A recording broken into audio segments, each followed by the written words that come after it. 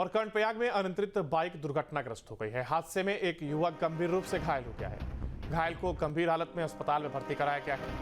अमृतसर से हेमकुंड जा रहे थे ये बाइक सवार। बद्रीनाथ ऋषिकेश राष्ट्रीय राजमार्ग पर यह हादसा हुआ है, जहां पर अनियंत्रित बाइक दुर्घटनाग्रस्त हो गई, जिसमें एक युवक गंभीर रूप से घायल हुआ है। हालांकि उसे भर्ती कराया गया, जहां पर उसका प्राथमिक उपचार किया जा रहा है। घायल को गंभीर हालत में यहां पर लाया गया था। बद्रीनाथ ऋषिकेश राष्ट्रीय राजमार्ग पर यह हादसा हुआ है, जहां पर अमृतसर से हेमकुंड जा रहे थे ये बाइक सवार और इसी दौरान अनियंत्रित होकर के बाइक घटना का शिकार हो गई। बद्रीनाथ ऋषिकेश के राष्ट्रीय राजमार्ग पर यह हादसा हुआ, जिसके बाद युवक को अस्पताल लाया गया, जहां पर उसका प्राथमिक उपचार किया गया। हालांकि गंभीर स्थिति बताई जा रही है। गंभीर रूप से ये बाइक चला रहा युवक घायल हुआ है। दरअसल इसकी बाइक अनियंत्रित हो जाती, जिसके चलते घटना घटी और इसमें युवक को गंभीर चोट आई है। बद्रीनाथ ऋषिकेश राष्ट्रीय राजमार्ग पर यह हादसा हुआ। उत्तराखंड में कोरोना को लेकर के अलर्ट है और सभी अस्पतालों में तैयारियां पूरी करने के निर्देश हैं। ऑक्सीजन प्लांट, कोरोना किट को तैयार रखने के निर्देश हैं, तो वहीं लक्षण दिखने पर टेस्ट कराने के निर्देश दिए गए हैं। देश भर में बढ़ रहे हैं जहां मरीजों को लेकर के अलर्ट जारी किया गया है, तो वहीं लोगों से भी अपील की गई, अगर कोई भी लक्षण महसूस हो तो तुरंत जांच कराएं। एक और जहां ऑक्सीजन प्लांट और कोरोना किट को तैयार रखने के निर्देश दिए गए हैं, तो वहीं लोगों से भी अपील की जा रही है कि सतर्क रहें, सावधानी बरतें और कोई भी लक्षण अगर महसूस हो तो तुरंत जांच कराएं। देश भर में बढ़ रहे मरीजों को लेकर के ये अलर्ट जारी किया गया है। देश के बड़े शहरों के साथ ही उत्तराखंड में भी कोरोना के मरीज लगातार बढ़ते जा रहे हैं। 1 दर्जन के आसपास हुए मरीजों की संख्या चिंतित करने वाली है और इनमें 5 मरीज ऐसे बताए जा रहे हैं जो बाहर से यहाँ पर आए हैं और बाकी मरीज यहाँ पर जिनको संक्रमण हुआ है। तो सभी की ट्रांसपोर्ट हिस्ट्री खंगाली जा रही है, कौन कहाँ से आया है, किस तरह से संक्रमण हुआ है।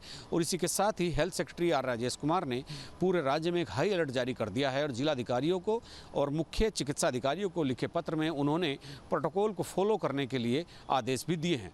अब देखना यह है कि जिस समय चारधाम यात्रा भी चल रही है और स्कूलों की छुट्टी होने के बावजूद यहाँ पर पर्यटन का सीजन भी पीक पर है, पर्यटक भी बहुत सारी संख्या में, बड़ी संख्या में आ रहे हैं, तो ऐसे में प्रोटोकॉल फॉलो कैसे हो सकता है?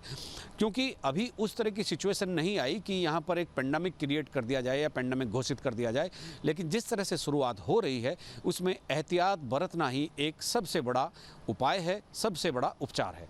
अपने सहयोगी कैमरामैन सुनील कुमार के साथ न्यूज स्टेट के लिए देहरादून से अजीत सिंह राठी। देहरादून में पुष्कर सिंह धामी लोकमाता अहिल्याबाई होलकर जी की 300वीं जयंती के अवसर पर आयोजित कार्यक्रम में शामिल हुए, तो वहीं इस दौरान अहिल्याबाई होलकर जी के चित्रपट पर पुष्प अर्पित करते हुए उन्हें श्रद्धांजलि दी। इस दौरान सीएम धामी ने कहा कि महारानी अहिल्याबाई होलकर का जीवन सामाजिक न्याय, करुणा, धर्म, निष्ठा और नारी सशक्तिकरण की प्रेरणा है। उन्होंने शासन को केवल सत्ता का माध्यम नहीं बल्कि जन सेवा और धर्म के पुनर्स्थापना का पथ बनाया।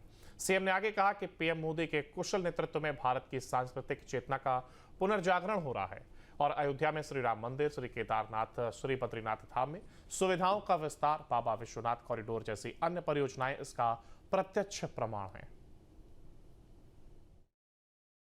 अहिल्याबाई होलकर जी का पूरा जीवन लोक सेवा को समर्पित रहा है और उसको लेकर आज उनके 300 वर्ष उनके जन्म के पूरे हो रहे हैं। तो उस अवसर पर पूरे देश के अंदर ऐसे महापुरुष, ऐसे लोग, ऐसे विशिष्ट महानुभाव जिन्होंने देश के अंदर अनेक कामों को आगे बढ़ाया, जन सेवा की, लेकिन वो सब गुमनाम रहे। आदरणीय प्रधानमंत्री मोदी जी के नेतृत्व में ऐसे सभी महान विभूतियों को आगे लाने का काम हो रहा है। अहिल्याबाई होलकर ने अनेक धार्मिक स्थानों का निर्माण किया, अनेक प्रथाओं का अंत किया, देश के अंदर अनेक बड़े बड़े धार्मिक स्थल बनाए। उत्तराखंड में भी हमारे बद्रीनाथ, केदारनाथ जी का और हरिद्वार में अनेक घाटों का निर्माण किया। इसलिए हम उनकी जयंती पर उनको नमन करते हैं और उनसे प्रेरणा लेकर समाज, देश में आगे बढ़ने का जो है संकल्प लेते हैं। काशीपुर में अहिल्याबाई होलकर की 300वीं जयंती मनाई गई है और इस मौके पर काशीपुर के मेयर दीपक बाली और बीजेपी नेताओं ने पुष्पांजलि अर्पित की। और इस दौरान मेयर दीपक बाली ने कहा कि अहिल्याबाई होलकर सिर्फ महिलाओं की नहीं बल्कि पुरुषों के लिए भी प्रेरणा स्रोत हैं। देखिए, आज बाल समाज के द्वारा 300वीं जयंती अहिल्याबाई होलकर जी की मनाई गई है। उसमें यहाँ पर शरबत वितरण का कार्यक्रम रखा था, उसी में मैं आया था। और आज ही नगर निगम के द्वारा माननीय प्रधानमंत्री जी द्वारा संचालित एक ऐसी ड्रीम योजना जो हमारी बहनों के लिए है, पिंक टॉयलेट की, उसका भी आज यहाँ पर काशीपुर नगर निगम के द्वारा शुभारंभ किया गया है और उसको भी आज काशीपुर की हमारी बहनों को समर्पित कर दिया गया है।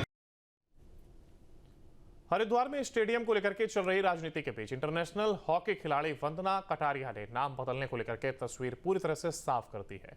वंदना कटारिया ने कहा कि सीएम धामी से मुलाकात कर इस विषय पर बात की, जिस पर उन्होंने पूरी तरह से साफ कर दिया है कि कोई नाम नहीं बदला जा रहा। सीएम धामी की तारीफ करते हुए उन्होंने कहा कि वे हमेशा खिलाड़ियों के साथ खड़े हैं और उनको प्रोत्साहित करते रहते हैं। उन्होंने विरोध कर रहे लोगों से अपील की है कि अपना विरोध प्रदर्शन बंद कर दें। बता दें कि हरिद्वार स्टेडियम का नाम वंदना कटारिया स्टेडियम से कुछ और रखे जाने को लेकर के कांग्रेस सड़क पर है। तो वहीं पूर्व मंत्री स्वामी यतीश्वरानंद ने कहा कि कांग्रेस खेल और खिलाड़ियों को लेकर के राजनीति कर रही है। जी मैं बहुत ज़्यादा संतुष्ट हूँ उस चीज़ से, जो चीज़ें मैंने बोली उनको प्लेयर्स के एक जो चीज़ें होती है नीड की, वो उन्होंने सब एक्सेप्ट की है और सब अच्छे से हमें विश्वास दिलाया है कि वो सब चीज़ें करेंगे। और जो शहर के अंदर जो बोर्ड है और जो स्टेडियम का नाम जो वंदना कटारिया है वो वैसे ही रहेगा। उन्होंने कल मेरे से ये बात हुई है, बहुत अच्छा लगा सर, बहुत अच्छे हैं वो, हर प्लेयर के लिए बहुत सपोर्टिव है। उससे पहले उन्होंने मुझे यही बोला है कि कोई भी स्टेडियम का नाम चेंज नहीं हो रहा है, वो सेम वैसे ही रहेगा। जो सिटी के अंदर हरिद्वार के अंदर जो शहर के अंदर जो बोर्ड है वो नहीं हटेंगे और जो स्टेडियम का नाम है वो वैसे ही रहेगा। उन्होंने मुझे बहुत अच्छे से ये चीज़ बोली और धरना ये सब चीज़ ना करे क्योंकि ये चीज़ अच्छी नहीं है। तो सब चीज़ें सही हो गई हैं, तो उन लोगों से यही अपील है कि धरना ना करें।